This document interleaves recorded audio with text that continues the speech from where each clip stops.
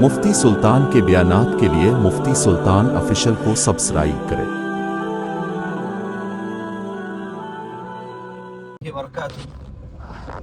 محترم ناظرین، سامعین، اللہ رب العزت آپ لوگوں کو ہمیشہ خوش رکھے، خرم رکھے، آباد رکھے اور آپ کے جائز تمناؤں کو ہمیشہ اللہ پورا کرتا رہے۔ آپ لوگوں کو ایک خوشخبری سنانی ہے، گڈ نیوز۔ رمضان کے مکمل ہونے کا انتظار کر رہا تھا۔ وہ خوشخبری یہ ہے کہ الحمدللہ آپ لوگوں کی دعاؤں سے یہ بندہ ناچیز کو اللہ رب العزت نے اس سال 2024 کے اندر جو حج آ رہا ہے، حج کے لیے قبول فرما لیا ہے۔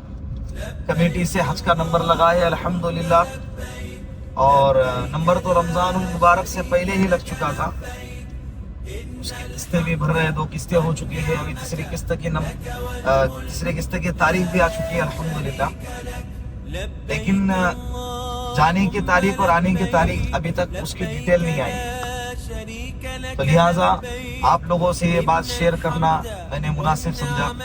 آپ لوگ میرے لیے خصوصاً دعا کیجئے، اللہ رب العزت میرا یہ سفر آسان فرمائے، قبول فرمائے، منظور فرمائے، مقبول فرمائے، اور اللہ مجھ میں اخلاص اور استقامت کے ساتھ وہاں جا کر عبادت کرنے کی، اللہ کو منانے کی اور راضی کرنے کی اللہ صلاحیت اور توفیق عطا فرمائے مجھے۔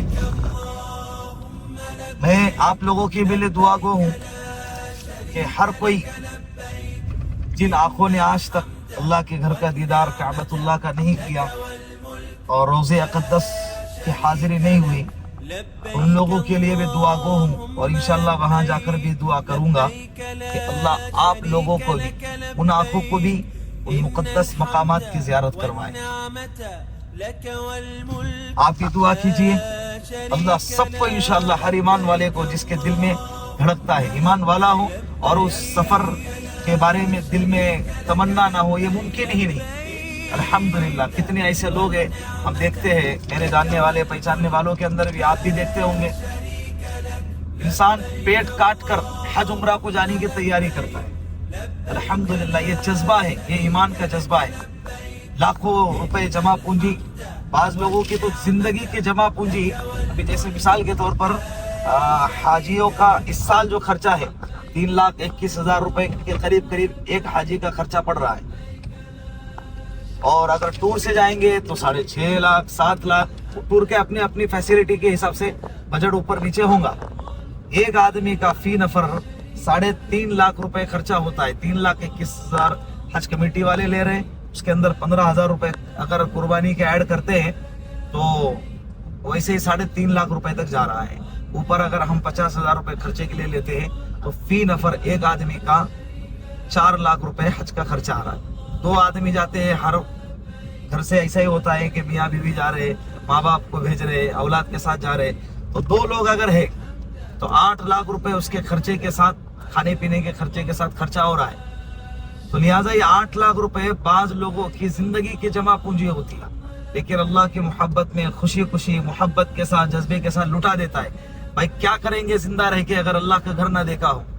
کیا کریں گے ایسے مال کا جس مال کے آنے کے بعد بھی اللہ کا گھر کا دیدار نہ کیا ہو اور ایسے مقدس مقامات کی زیارت نہ کی ہو؟ تو لہٰذا میری آپ سے گزارش ہے کہ جن لوگوں کو اللہ نے مال دیا ہے اور جن پر حج فرض ہو چکا ہے، انہیں چاہیے کہ اللہ کے لیے اس گھر کا جتنا جلدی ہو سکے دیدار کر لیں۔ زندگی کا بھروسہ نہیں ہوتا ہے، آج ہے کل ختم ہو گئے، کیا کریں گے آپ بتائیں؟ ہمارے ہاتھ میں ہے زندگی اور موت، اللہ کے ہاتھ میں۔ تو جتنا جلدی ہو سکے، اگر مال کی قلت ہے، حج ادا نہیں کر سکتے، تو دل میں تمنا رکھے، جذبہ رکھے، اور اگر عمرے کی کیپیسٹی ہے، عمرے کا بجٹ ہے آپ کا، تو عمرہ کر آ جائے جتنا جلدی ہو سکے، لیکن اللہ کے گھر کا دیدار کرے۔ آپ کے دل کو سکون پہنچے گا، اللہ آپ کے مشکلوں کو آسان کریں گے، اللہ آپ کے تمناؤں کو پورا کریں گے، اللہ آپ کی دعاؤں کو سن لیں گے۔ کتنی بڑی بات ہے! تو لہٰذا یہ کرنا چاہیے۔ یہ انسان نے، اللہ کے رسول صلی اللہ علیہ وسلم نے فرمایا نا کہ تابعوا بین الحج والعمرہ، ایمان والوں کو چاہیے کہ حج اور عمرہ پیدر پہ بار بار کیا کرے، اس لیے کہ یہ کرنا اس کے محتاجگی کو بھی دور کرے گا اور اس کے گناہوں کو بھی ختم کر دے گا. کتنا بڑا عمل ہے, کتنا بڑا عمل ہے. کوشش کرے. اللہ آپ لوگوں کی کوشش کو قبول فرمائے, اور دعا بھی کرتے رہے, اللہ سے مانگتے رہے, اللہ سے دعا کرتا رہے, اللہ سے دعاؤں میں مانگے, اے اللہ میں آنا چاہتا ہوں, میں آنا چاہتی ہوں, میرے پاس مال نہیں ہے, اسباب نہیں ہے. اللہ اسباب پیدا کر دے, اللہ مال کا انتظام کر دے, اللہ راستے آسان فرما. اللہ سے مانگو. اور اس کا ایک اور بزرگوں کا ایک عمل میں آپ سے شیئر کرتا ہوں کہ جو بندہ ہر اذان کے بعد, جب بھی 5 ٹائم کے اذان ہمارے کانوں میں گونجیں گی, تو اس اذان کے بعد کی دعا پڑھے, اللہم رب هذه الدعوة التامة والصلاة القائمة الى آخری. اس دعا کے بعد فوراً تلبیہ پڑھے, لبیک اللہم لبیک لبیک لا شریک لک لبیک ان الحمد والنعمت لک والملک لا شریک لک. یہ تلبیہ ہر اذان کے بعد کی دعا پڑھنے کے بعد یہ تلبیہ 1 مرتبہ 3 مرتبہ پڑھے. انشاءاللہ اللہ ایسے راستے کھولیں گے آپ کے حج اور عمرہ کے کہ آپ سوچ بھی نہیں سکتے. اور یہ میرا اپنا ذاتی تجربہ ہے جو میں آپ کے ساتھ میں شیئر کروں. الحمدللہ بندے نے, یہ آپ لوگوں کو بتانے کے لیے نہیں, اللہ نے بلایا, میرا اس میں کوئی کمال نہیں تھا, لیکن میں آپ لوگوں کے ساتھ اس لیے شیئر کر رہا ہوں تاکہ آپ لوگوں کو ترغیب ملے اور آپ اس پر عمل کریں. حالانکہ بندہ اس قابل تو بالکل بھی نہیں تھا, لیکن اللہ نے کرم فرمایا, اللہ نے فضل فرمایا. یہ بندے کا معمول مدرسے کے زمانے سے تھا, ہر اذان کے بعد تلبیہ زبان سے جاری ہوتا تھا اور اللہ سے مانگتا تھا. اللہ نے 2 دفعہ اپنے گھر کا دیدار نصیب فرمائے عمرہ کی شکل میں. اب اللہ کا بڑا کرم, اللہ کا احسان, اللہ کی ذرہ نوازی کہ اللہ مجھ جیسے گنہگاروں کو اپنے گھر کے دیدار کے لیے بلا رہے ہیں, تو وہ بھی اللہ ہی کا کرم ہے. تب حج کے لیے بلایا جا رہا ہے.